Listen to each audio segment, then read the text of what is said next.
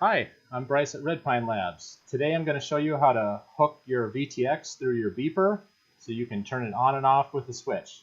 This will be useful in team racing and if you don't want your VTX burning up when you crash in a race. So if we'll look over here to this way, and I have a Maytech 411 RX board that I'm going to mod up to be able to do this, and I'll walk you through it. So this is the Maytech 411 RX board. What we're looking at is we're focusing on this beeper transistor. You see it right here. I'm trying to show you in two different angles. One is a little USB microscope. The problem with these is many times they're not really going to be able to source that much current through them. Like this, for example, I think when I looked it up is a 100 milliamp transistor. One of the other boards, the CL Racing, was 200 milliamp. And what I found when I hooked one up on the CL Racing, I was drawing about 200 milliamps, so that at 25 milliwatts. So that would be just usable enough to be able to run 25, but when I bumped up to 200, it got really hot pretty quick. So that probably wouldn't be a good situation in the long run. So what I did instead is I looked on DigiKey and I found a couple transistors that looked like they did a much better job. So what I'm going to do on this board is I'm going to swap this guy out and replace it with the better transistor. And then I'll hook up the ground through this beeper port, and I'll show you how to hook it up in Betaflight. So here's an example. Looking up that transistor on the internet. This doesn't always work to be able to type in what's written on the case and have it directly linked to a part, because a lot of time what's written on the case is specified in some data sheet and might not be super well searchable in Google. But luckily this is probably the right transistor. There's a little picture of selling it on eBay over on the side here. And pulling up the data sheet. I'll scoot it over there. And you can see this looks like our part, and what we're mostly worried about is the IC max is 100 milliamps, and the voltage on there is 50. And that voltage would be whatever your VTX voltage will be. It needs to be able to support that. So this obviously, the 100 milliamps probably won't work for very long. So so don't try that. So that's why we'll need to swap it out. So what I'm going to do here is heat up the resistor with a heat gun, or transistor with the heat gun. You could use a soldering iron to get it off, but I have the heat gun, and it just is a little easier for me. I already kind of preheated the board. Sometimes they don't like being brought up to temperature really quick.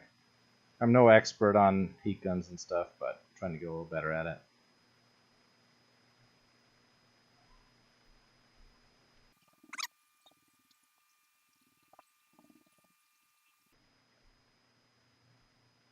There it goes. Oh, and then I knocked the camera off. So there it went.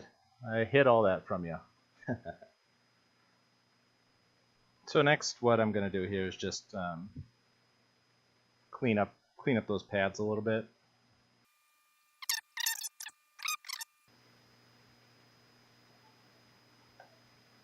Make this a little easier on myself. Oh, and I put a big blob on there.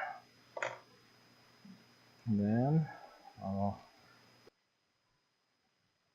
this is Bryce from the future. It turns out that transistor that I'm putting on there right now didn't work because I used a non-biased transistor and it needed to have a biased transistor, unlike the CL Racing board.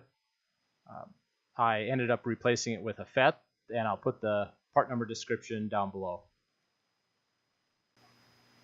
I normally would do this into the other microscope as well. So that looks pretty good. Probably blocking the angle here.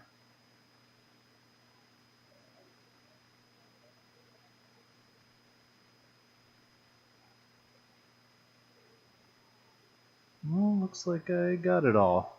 I'll actually look at my the USB webcam just to we'll zoom on in to see if we can see how good a job I did. That's hard to see. So our next step here is we're going to take the ground plug off of where we had it before, which was this little VTX minus, and bring it over to the beeper, and that's this BZ minus. So what the beeper is actually doing is switching the signal to ground. So that's why we're using the ground plug here. So it's completing the circuit through the ground. So there, we got that on there. So now we're in beta flight. We got it all soldered up, and what we want to do is remap the beeper pin to a pin I/O. So we're gonna, oh, I gotta spell resource. There we go. So we can see right now that beeper 1's on C19. So what we're gonna do is resource beeper 1 to none, and then resource pin I/O 1 to C15. So that's mapping the pin I/O over to that pin.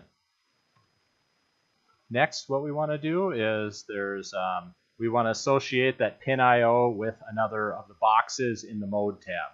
So I'm going to, so I got to look up how to set up the actual boxes. This will set up if it's inverted or not inverted, and which of the 4 pin I/Os is going to what. What we're going to set up is this pin I/O config is going to be a 1, which it's already set to. Oh, made that disappear. And then we're going to set which box associates with it. And you could associate ARM, so when you ARM, it'll turn on the VTX, and when you disarm, it shuts it off, which might work. I'm going to associate it to this VTX pit mode. It's not actually going to go into a pit mode, but it's a simple box to point at. Pin I/O box 39. And so there we got it set to pin I/O. Remember to save in the mode tab, whichever box you have it set up to. For example, I have it set to this pit mode. If you have it set to ARM, you need to check that. But so I'm going to have aux3 is VTX pit mode. We'll hit save. So here we're 2 days later from the last clip. It turns out that I didn't take into account that it was a different kind of transistor that was on this different flight controller. This one was a bias transistor. So basically, it didn't need a extra resistor on there, and it makes the circuit a little simpler to be driven just right from the microprocessor. So what I had to do is I found a FET that would work, and I just replaced the transistor for a FET, and now we have it working. And I'll give a quick little demo. What we got up in the top right is a view of the quad, and you can see the Unify there with the blue light on. The bottom corner is an OSD, and then just for fun, I threw up my SDR so I can get the spectrum. So you can see this is the live signal, and you can get all the live stuff happening at 5.5 to 6 gigahertz. So you can see this is my video signal right here, and so I got it set to the switch. aux3, so go off. You can see the signal goes away. My aux3 goes down, or well, I guess I had it go up. Put it back on, and your VTX is on again. Just for fun, I can set the power on here, and you can see that the power on the SDR drops down quite a bit. So that's your jumping to 25 milliwatts. But the FET hardly, I didn't hardly notice anything heating up. So I think that's going to work great. So I'm about to call it good and take her out for a flight and have my VTX on a switch. So that's all I got. Hope that was helpful for everyone. If you try it, let me know. I'm going to put a link to the MOSFET that I used for this one and the transistor that I used for the other if you wanted to give it a try. Best to pull up the data sheet for that transistor and see if it needs to be swapped out. And some of them might even be able to run at 25 milliwatts with no changes at all. So it kind of depends on what transistor is in there already.